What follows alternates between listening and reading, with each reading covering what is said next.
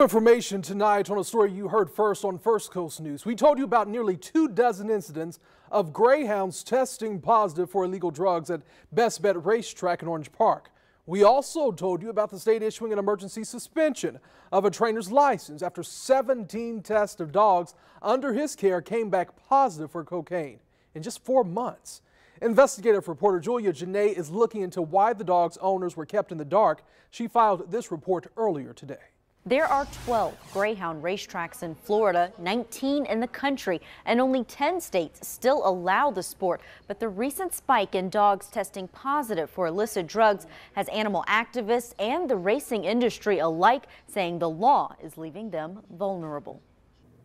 Bath salts, caffeine, heroin, and cocaine all are found on a list of hundreds of substances prohibited to be found in racing animals, specifically horses and greyhounds. Racing in the fifth. Routine urine samples are required to be taken from select greyhounds on race day and then sent to a lab. Steve Saris, owner of the kennel where 12 dogs trained by Charles McClellan tested positive for cocaine this year, he suggests the testing system is flawed, saying in a statement, none of the samples were witnessed or signed for by any employees of my kennel. The state conducts all the drug testing and receives the results. I have yet to be officially notified about these positive samples. So we checked each state lab test result for trainer McClellan, and there's a space for a witness signature by the dog owner, but they are all left blank. The law doesn't require a racing employee be present at the time of testing. The state also doesn't notify anyone about these test results except the trainer, meaning the kennel or the racetrack may be unaware that there's even a problem. And the state has up to 3 months to tell a trainer that a dog they are caring for came back positive.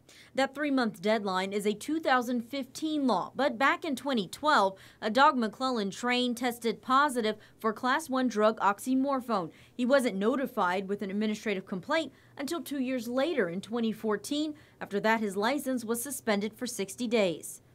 I don't know how the cocaine got into the greyhounds. This is Bestbet President Jamie Shelton. He says his racetrack only got a 2-hour notice from the state that his independent contractor McClellan had a suspended license due to 17 drug violations. Do I accept any accountability or responsibility for the acts that occurred? Absolutely not.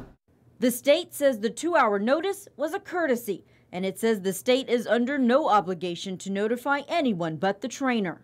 There are systemic bureaucratic problems. These are issues that have existed for a while, and they'll continue to exist unless we strengthen the laws, because right now the laws give them too much discretion. Jared Moskowitz, a state representative in Broward County, is talking about the Department of Business and Professional Regulations Division on Parimutuel Wagering, or gambling. They make the rules and investigate violators on all things gaming in Florida. Moskowitz and legislators like him championing to end greyhound racing in Florida say better laws may have stopped a case like McClellan's, who had 17 violations listed in his emergency suspension order. 17, I think, is the most we've seen in one incident. The department has let them get away with this and get away with this, and you know we've given them enough rope, and look what they're doing with it. That's why we got to take the subjectivity out of the department's hand, out of the bureaucracy, and put it in statute.